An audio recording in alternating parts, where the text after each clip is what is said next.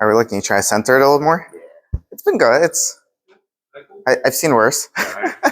You don't have projectors either, so it's like, but yeah. Yeah. Perfect. I'm Alex too. Makes it easy.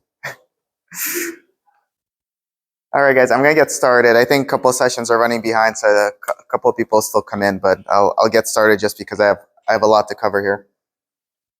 So thank you for joining me today. We're gonna be talking about AI in marketing. So you guys just heard the AI application in the sales funnel. I only called the last half end, but for those that were here for the previous session, that was the sales funnel. This will be more marketing focused. So we're going to be talking about a little bit about the history of ChatGPT and then the marketing application. So specifically, was I blocking the whole time, huh? I gotta stand on the sides a little bit. History of ChatGPT, and then the marketing applications, specifically SEO, social media, and pay-per-click. So a little bit about my background. So I'm the co-founder of Smart Sites. I do a lot in the automotive space. I just wrote a book on automotive search marketing. Wrote it last year, so I wrote it before ChatGPT, the old-fashioned way, where I had to type on the keyboard every single word. I personally wrote every single word in here. There's copies in the back if anyone wants to grab some either now or after the session. It does not really cover generative AI stuff, just because when I wrote it a little over a year ago, it didn't really exist, but it's a lot of marketing stuff that I'm going to be covering a little bit today. And then a little bit about my company, Smart Sites. So we're industry agnostic, not just in automotive, but in every industry. We have 400 full-time employees, been doing this for a good amount of time, since 2011. We're also always growing and doubling in size. So when I presented here last year, we probably had 300, a little under employees. We keep every 18 to 24 months or so, we double. So in 2 years, we'll be at 800. All right, I'm going to jump in. So I'm going to cover a ton. I think I have about an hour session. I'm going to try to cover in 30 minutes for you guys. So I'm going to go quick, but I'm pretty sure you could get the slides after. If not, message me and I'll give you the slides. I'm also recording it, so maybe I'll have doesn't always work out, but hopefully I'll have a recording for you guys as well. I keep blocking the screen. Maybe I should be on the other side. I think this is the better side to be on. So a little bit on the history about the history of ChatGPT. So the growth has been very quick, obviously. The first time I spoke about ChatGPT was a year ago, literally at this conference. That was the first spike you see in all of it. And my background and where I'm coming from with all of this is I don't really have a product to sell around this, right? I'm here just to try to educate folks on how they could use it. For me and for my company, we try to use all of the latest technology to help us grow, because everything we do has to be not only for how do we make our company better with 400 employees, it's how do we make it work with 800, 1600, and so forth, right? So we're always trying to use the latest technology, obviously generative AI being one of them. So my goal for you guys today in the next 30 minutes is to really summarize the ways you could be using generative AI for your business. And this is really automotive dealership centric, this deck. But it's really how you could be using generative AI for your business, no matter what the business is. For our case, we're a marketing agency and we're using it. So that's my goal for you guys. These two slides are actually carried over from last year, but as you guys know, the growth was astronomical. Again, when I wrote my book a little over a year ago, I think in the last couple of pages, I'm like, there's something called ChatGPT coming, watch out for it, right? So it really has been really, really quick growth. Comparing it to other platforms that have grown really, really quick. Obviously, Instagram reached 100 million users in 30 months, and that was considered crazy growth. And one of the reasons Facebook bought it for, I think it was $1 billion they bought it for. TikTok was all over TV and everything, how they were able to grow to 100 million users in 9 months, right? ChatGPT did in 2 months. And if you think about it, not only did it do it quicker, the kind of people using it are different, right? It's very easy to use TikTok. You have a lot of younger folks using it, right? To really use ChatGPT, it's really a more high-level tool, and you have businesses using it. So it's really, really crazy that within 2 months they reached 100 million active users. Timeline-wise, even though ChatGPT itself is fairly new, the company that powers it has been going through GPT variations for a long time. So it's not just, oh, they just came up with it last year and released it, right? The product itself and the model has been a long time in the making. It just got released as a Chat GPT product where you could actually interact with it more recently. And then Chat GPT 4 came out at the end of 23. So 6 months ago at this point. So all of this, the consumer facing parts are fairly new, but the company and the models and the large language models, as they're called, have been in development for a very long time. A lot going on this slide, but I'll just summarize it for you. For those that don't know the difference between, the ChatGPT was the newer iteration. OpenAI calls it ChatGPT Plus. Like you pay, that's the paid version, right? If you use the free version, it's ChatGPT 3.5. Paid version is ChatGPT 4. This kind of compares the data sets and everything. The most relevant for you guys is really, I guess, the chart on the right. So it shows how generative AI, ChatGPT specifically, performed in standardized testing. And the blue line is ChatGPT 3.5, which is the free one you could use from OpenAI. In green is ChatGPT 4. So things like the LSAT and more complex exams that obviously the newer iteration, the paid iteration, perform significantly better. But for this entire deck, all the examples I'm going to be using is for the free version. So for most applications that you guys will be using it for, there's really no huge benefit. Yes, it could score higher in the LSAT, right? But for the most common applications, even the most basic version is fine. This slide, I think, is actually also a year old. I first referenced it last year at this conference. Generative AI, as now we're a year and some months into the whole generative AI craze, continues to be very, very hot, right? Companies that are able to incorporate it in their operations are becoming a lot more efficient. And that's the reason positions like this exist, right? Prompt engineer is a thing now, right? This post is, I think, a year old, but now there's tons more of them. If you go on like a job website and search prompt engineer, this pays $335,000 to be a prompt engineer, right? To like literally, you're not a programmer, you're not writing code, you're literally you're an expert at communicating with generative AI. How crazy is that, right? And this post is from a year ago, but there's just as many now, if not more. So it's companies are starting to realize that those that are able to use generative AI themselves become more efficient, more productive, right? And these jobs exist because there's a huge, huge value that companies can get from incorporating the generative AI and all this technology. So would I recommend you to go to your kids and say, that's it, you're switching majors, you're going to be a prompt engineer? No, I don't think this is something that's going to exist 10 years from now, right? I think 10 years from now, everyone's going to be a prompt engineer. But this just shows how powerful this is, that all these big companies are paying a lot of money to have someone come in and literally teach people how to interact and use AI. All right, so we're going to talk about the marketing applications for generative AI. I know there's been a lot of sessions at this conference for a lot of different ways to use ChatGPT and generative AI. This session is all marketing, so we're going to start with SEO. So block the projector for a second. My book is mostly, it's search marketing. So it's SEO pay-per-click. I literally, and this is pre-ChatGPT, but I literally go through how to figure out how to improve your both SEO and paid search. So with ChatGPT, there's obviously even more efficient ways to do it. I'm going to try to walk you guys through my 1 hour long session on SEO in the next 5 minutes. So this is going to be rapid fire SEO. So for those that don't know, SEO really, especially in the automotive space, if you have a physical location, really breaks down to two different sections, right?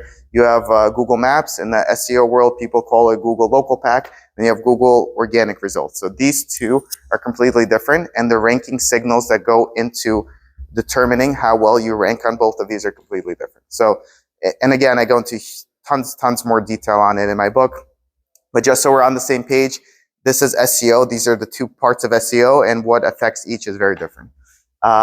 This is the current best guess we have at Google's ranking signals at literally what determines how well you rank on Google search. Really, there's two ways to determine them. Number one, obviously the actual algorithm, which no one has access to or knows. But on the same time, the Russian equivalent, Yandex, had their entire algorithm leaked, I think, a little over a year ago. So you could go and see their entire algorithm and try to deduce it from there. The other way to really know these ranking signals is, and where I get this data from, there's an internal survey with SEO professionals within themselves to kind of self-report what they're seeing, and that's where these signals come from, and it's a summary of all of those things. So this is the best representation we're going to have of how well you will rank organically on Google. So I'll take you through it very quick. Again, I do like an hour-long keynote just on this stuff, but I'll try to do rapid fire. So on the left side is your Google Maps, right? So what determines how well your business gonna rank on Google Maps? So number one is your Google My Business profile. Now, used to be GMB, now it's GBP. Makes sense, right? If you don't have a Google My Business profile, you're probably not going to rank at all on Google Maps, right? So that one makes sense. You want to make sure everything's filled out, all the categories, all the information. You keep updating as Google changes it, adds new categories. After that is on-page signals. I'm going to cover that a little bit on the other side, but on-page signals is your technical SEO, and then the quantity and quality of your content. Number two is reviews. So number three is reviews. So reviews is actually interesting. That's the one that's obviously a little bit harder for companies to control. But the interesting note is that it's not only, you obviously want to have 5-star reviews, right? You want to have a lot of 5-star reviews. But the content of the reviews is actually very, very important, probably more important than the actual stars and the how many you have. So an example for you guys is if you're a coffee shop and you sell Colombian coffee and you want to be known for Colombian coffee, if a lot of your reviews mention this coffee shop had really good Colombian coffee, someone goes on Google Maps and searches Colombian coffee, you'll come up higher. So the actual content of your reviews, Google uses as a ranking signal. Obviously, very hard to control. You can't go to your customers like at gunpoint and be like, keep writing that review. I need more content in there. But it's something to be cognizant of, especially as you figure out your review strategy. Popular question I get when I do this as a SEO keynote, the responses to reviews are not a ranking signal. So you can't keyword stuff your response, hoping that you'll start ranking for the things you're responding. Link signals I'll cover on the other side, and then the other things are much smaller. So behavioral is how long they stay on your website, how they interact with your website. Citations are the third-party directories, so the Yelps of the world. They've become obviously a lot less important in the last couple of years. They're still important, right? But a lot less important. And personalization is the hardest to control. That's I don't know, you have someone from Mexico and a Spanish speaker and a Spanish keyboard going to Google search and your website's in Spanish, so it's more likely to come up. So personalization stuff, obviously, you can't control as much, and it's a smaller part. So the right side, you have a lot more control over. So the right side is actually the content that ranks on Google, like the actual pages, not Google Maps. The number one ranking signal is on-page signal. So that's again your technical SEO, but then it's the quantity and quality of your content. Number two is links. So every year that I hear SEO is dead, I hear link building is dead, but it still continues to be one of the most important ranking signals. So content, if you think about it, content gives you an opportunity to come up in search results. So for example, if you're a dealership and you write up a page comparing a Honda Accord with a Toyota Camry, and someone does that search, that page has an opportunity to come up in search results. If you never created that page, your homepage will never rank for that search term, right? Because it's too specific and your homepage is too general. So every piece of content you create is an opportunity to come up in search results. And then link building helps you come up higher. So the more websites that link to you, the more authoritative Google sees you.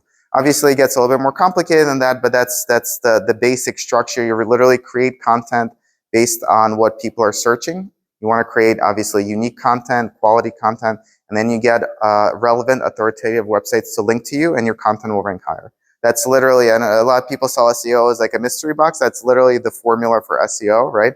Obviously, you want to fix technical things on your website. You want to have citations and stuff, but that's a formula for it. The reason we're going through all of this is after this, I'm going to show you how ChatGPT and generative AI can help you with each parts of your SEO strategy.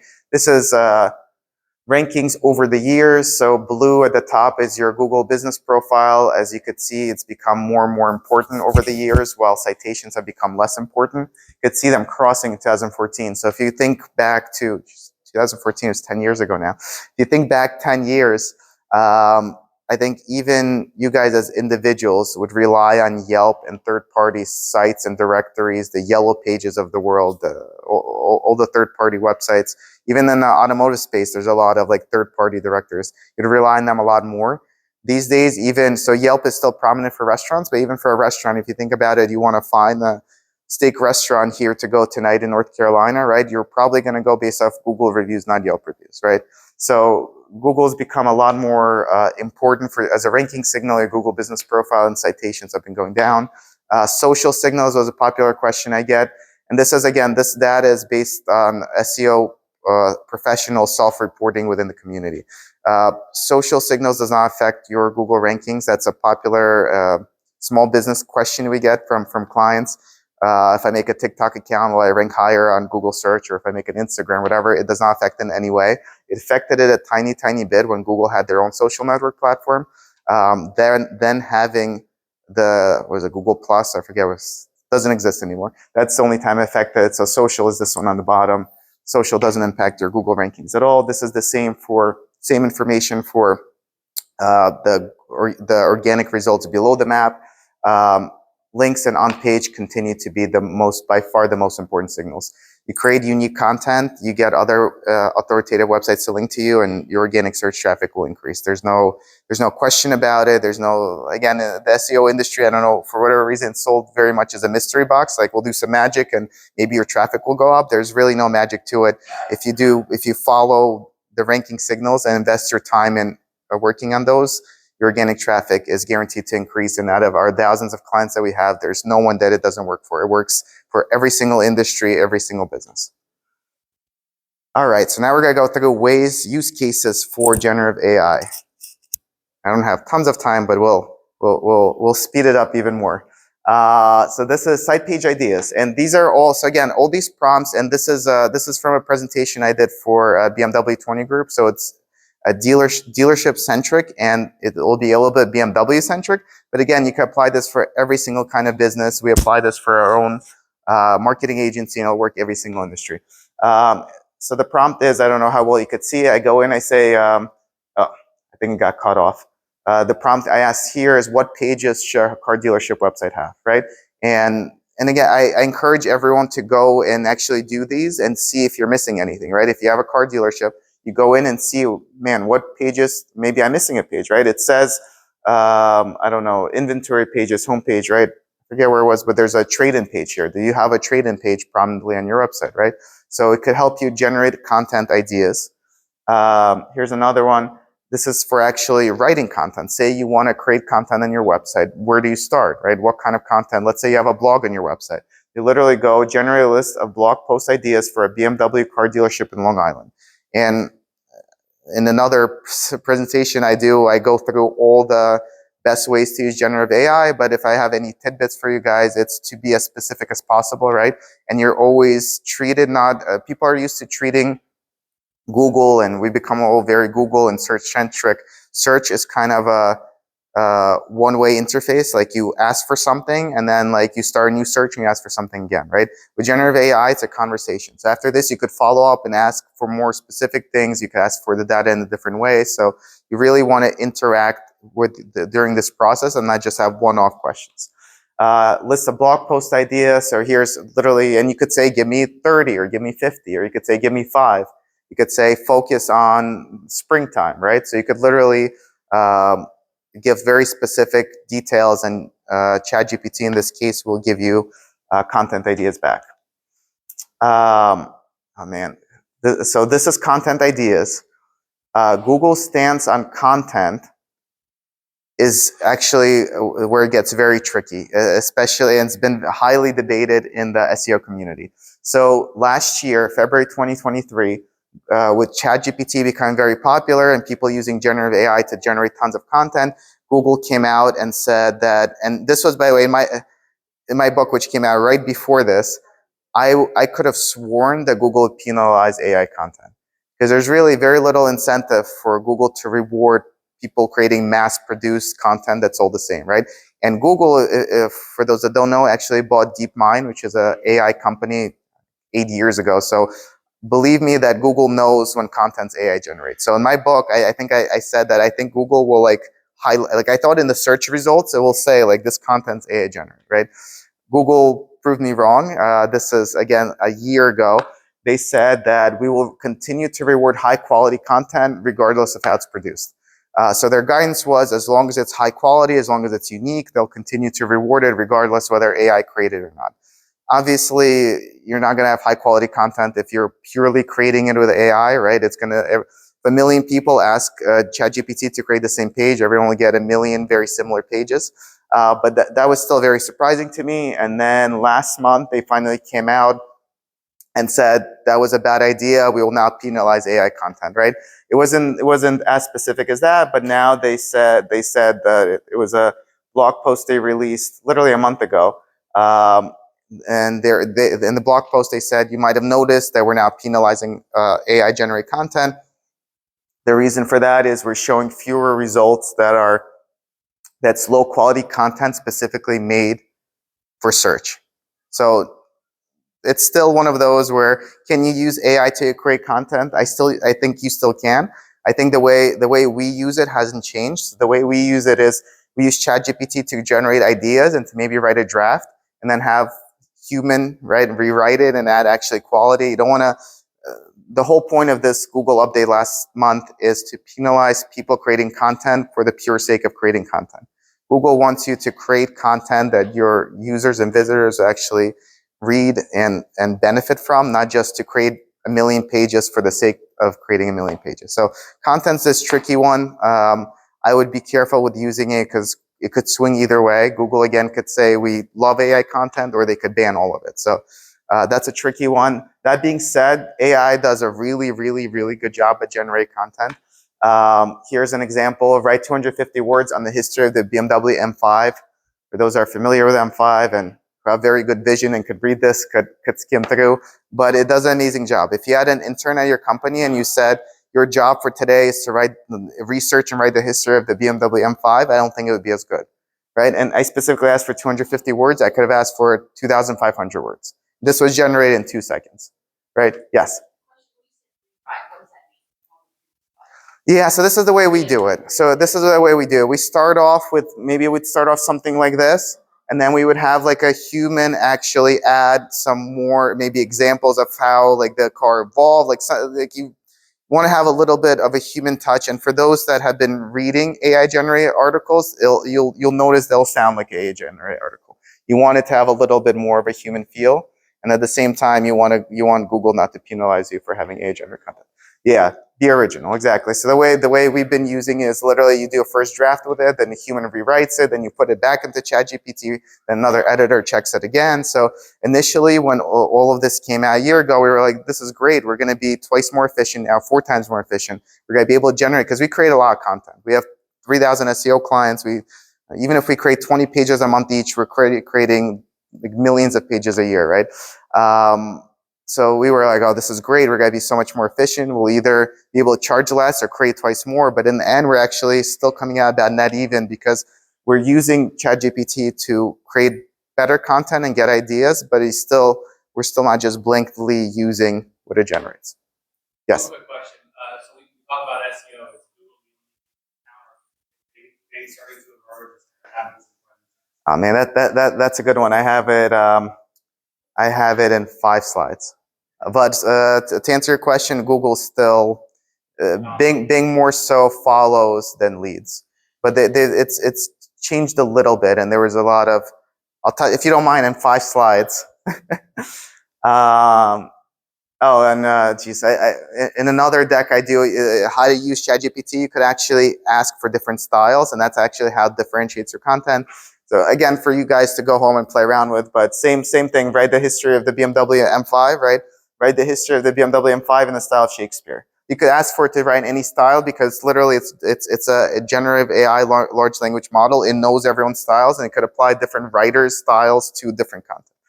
So it goes in the realm of Bavaria where the river Isar flows, right? It's literally, I don't know if everyone could read it. While the engine of power and handling so true, the M5 conquered all in all that I knew.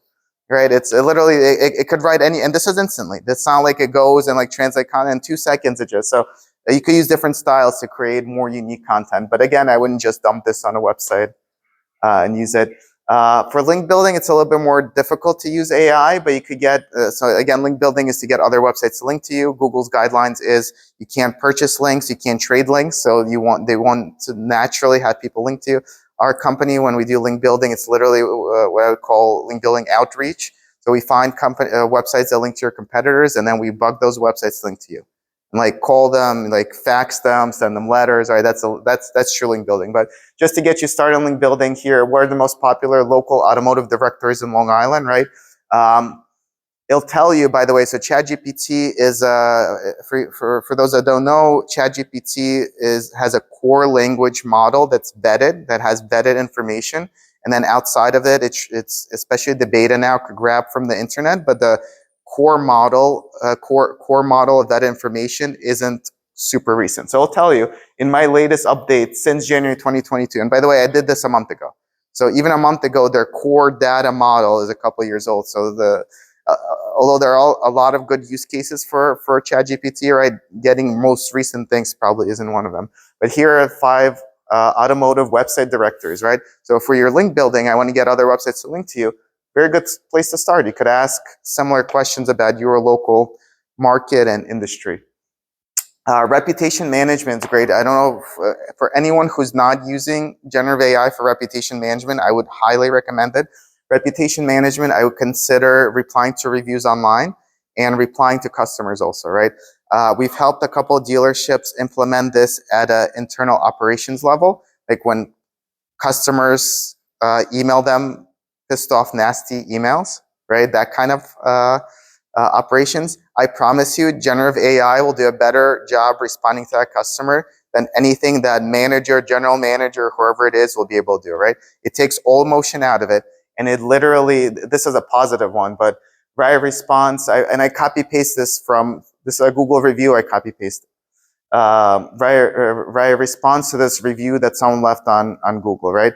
It literally, for those, again, they have good vision and can read this, it takes every part of the review that person left and it highlights the positives in a way that it wants another person to come to your dealership, right? Very powerful stuff. There's also a study done that shows that when people research reviews, like of your business, no matter what business you're in, you're more likely to gain a customer not from your 5-star reviews and responses to your 5-star reviews, but your responses to your 1-star reviews. A lot of times people will specifically look at your worst reviews and see how the business responded. So super, super powerful to use this both in operations and to respond to your reviews on Google. I think we're reaching the end, so I'm gonna have to go even faster now. Social media, so on Google, obviously creating content is risky. Google might ban it, whatever it is. Social media, absolutely zero risk, right? So huge applications for social media. Write 100 words worth of Facebook ad copy for a BMW car dealership in Long Island looking for technicians. And this is an actual case. We had a client who said, we want to hire people. Can you help me write a blog post on social media? Literally, like it does the hashtags. It like, we'll do everything for you. Right? Before you would have like an intern or a junior person sit there like for 6 hours, like typing all of these up. I could say, write me 8 posts, right? And right away, the reason I have a star here, in my previous screenshot, I told it that I'm doing this for competition BMW. I didn't mention competition BMW in my question at all, but ChatGPT knew because it's a conversational tool. So just from the conversation I was having with it, it knew that that's what I was talking about. Twitter, write 5 funny tweets about working at BMW, your car dealership in Long Island. Again, this is the job where you'd have junior folks spend half their day or whole week like generating social media content, right? And there's no penalties for this. It's not like Google where it's duplicate content or the same content or AI generate content. And I promise you, it'll do a better job than 95% of the people out there.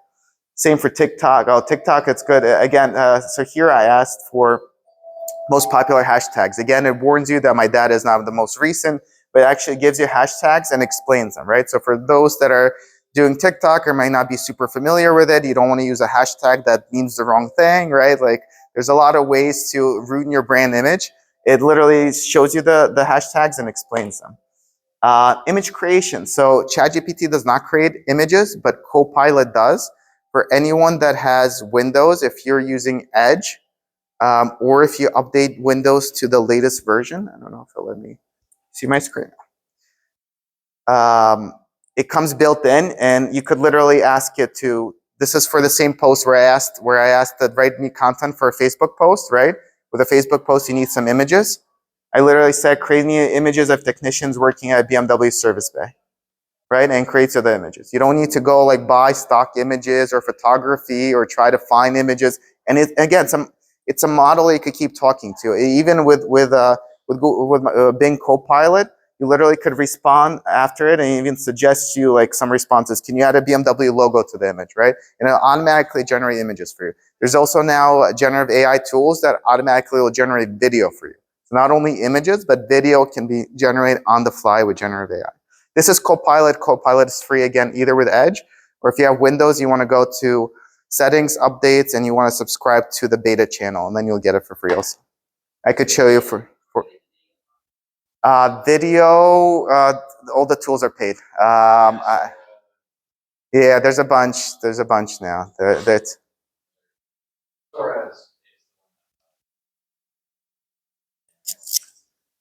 where's my clicker? Geez. PPC, I'm going to have to go even quicker. Now, every section we'll pick up the pace. This is your question to Bing. So when ChatGPT came out, Microsoft's integration with it prompted 100 million people to sign up for the beta version of Edge. I don't remember the last time 1 million people were excited about anything Microsoft produced. Maybe like when Windows 95 came out. I don't know if you guys have seen the video of Steve Ballmer on stage dancing. If you haven't, go on YouTube later, search Steve Ballmer dancing. With the Windows 95 release, he was like on stage and people were excited. I think that's the last time. So everyone's really, really excited about Microsoft. They haven't gained, their market share ticked up a little bit. I can't say it's revolutionary, but there's a huge opportunity for them that they're trying to exploit. And they've been doing more things correctly than Google in the last 12 to 18 months. So fingers crossed. This is Copilot. So this is a lot of applications of Copilot, and why I think Microsoft will have a lot of opportunities here. So if you have Copilot, I went to this car and driver review, and literally in Copilot, I asked it to summarize the article for me.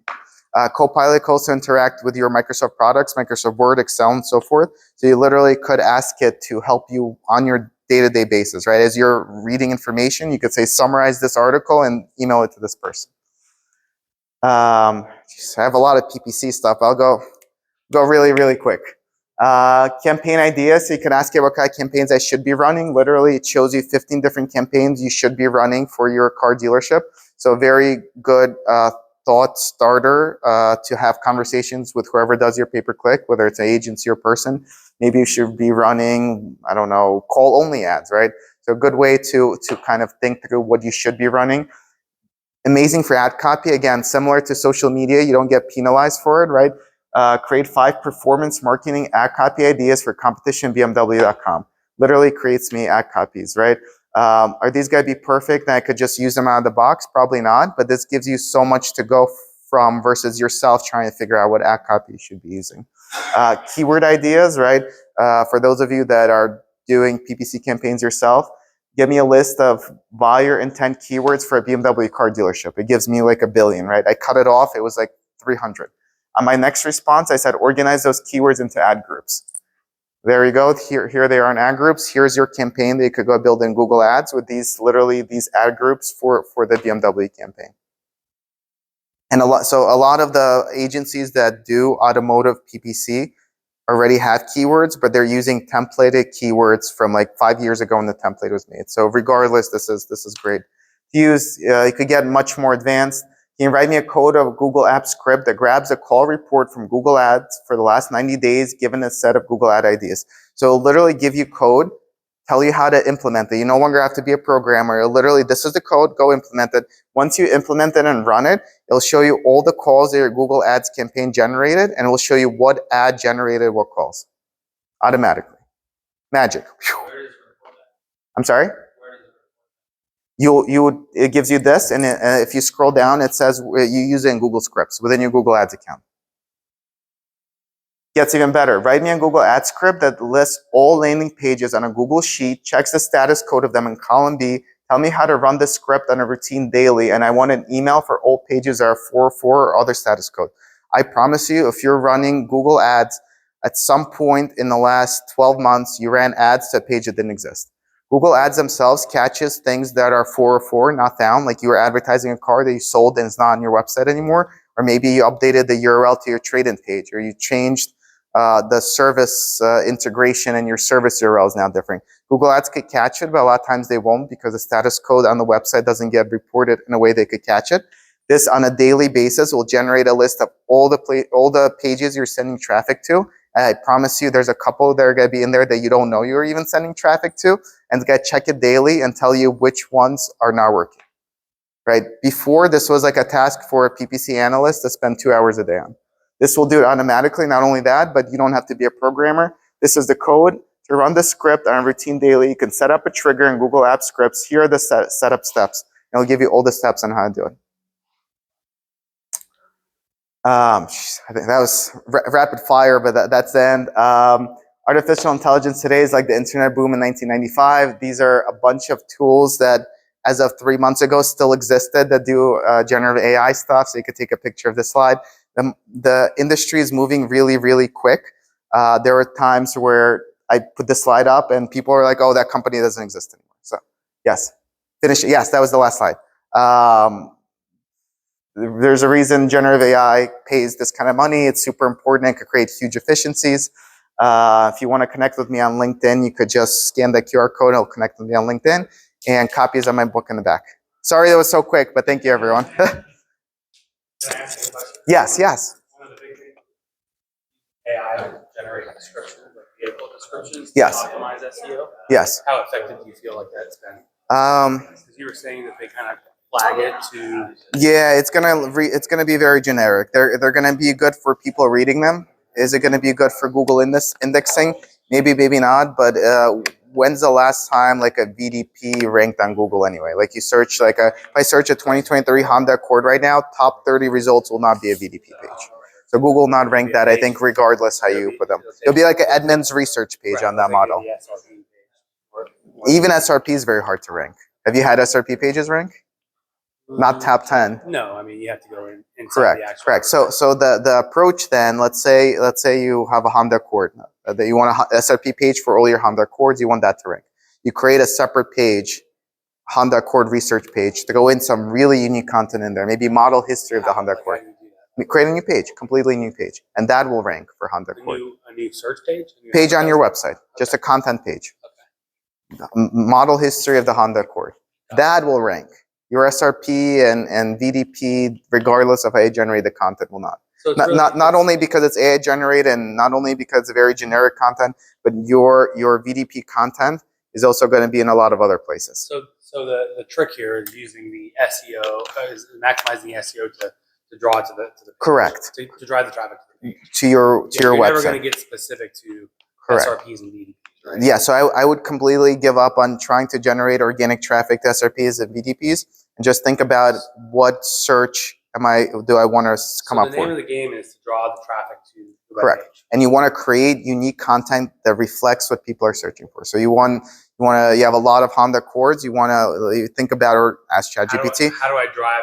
You ask what people are searching for when they search a Honda Accord, and maybe they're searching comparisons, Honda Accord versus Toyota Camry. Perfect. So you create content around that. You create the comparison pages. So you would literally add a page of the history of the Honda Accord to your actual site. Absolutely. And that page would drive the SEO traffic to your site. Absolutely. Or you start doing here.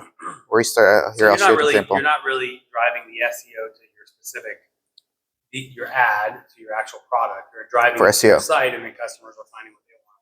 Correct. Correct. Let me show you a really quick example of. Not on the projector, so you have to look here. Precise location. I wonder why it doesn't show up on the projector.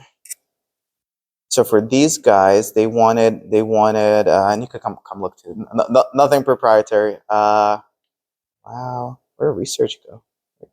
Jeez, this is terrible when it drops off like this. So they went created a bunch of. We did this for them. For their core product. Exactly.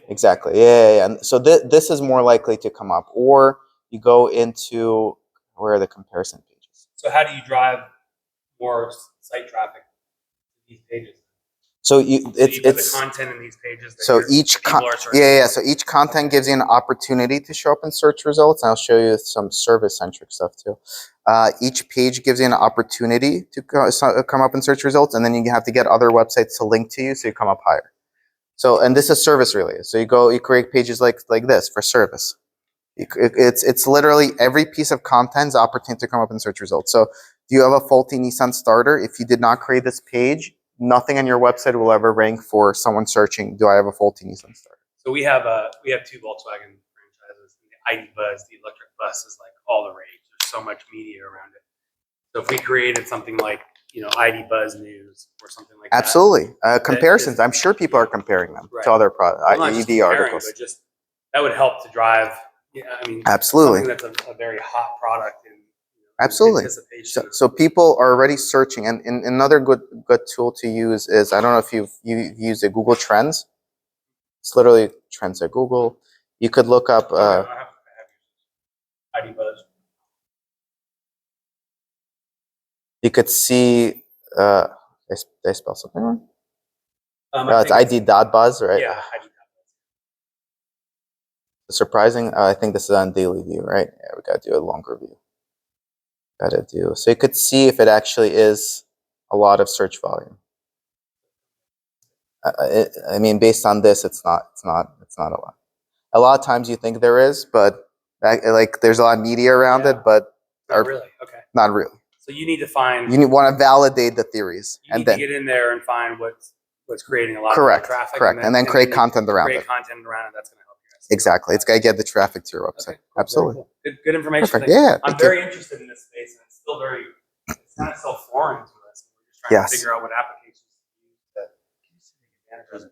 Yeah, absolutely. Those are complimentary? Yes. Grab one. Absolutely. Grab as many as you want. I'd rather not bring more on the plane. Yeah, let me turn off the camera over there, and then I'll shoot you the presentation. Thank you. Yep, no worries.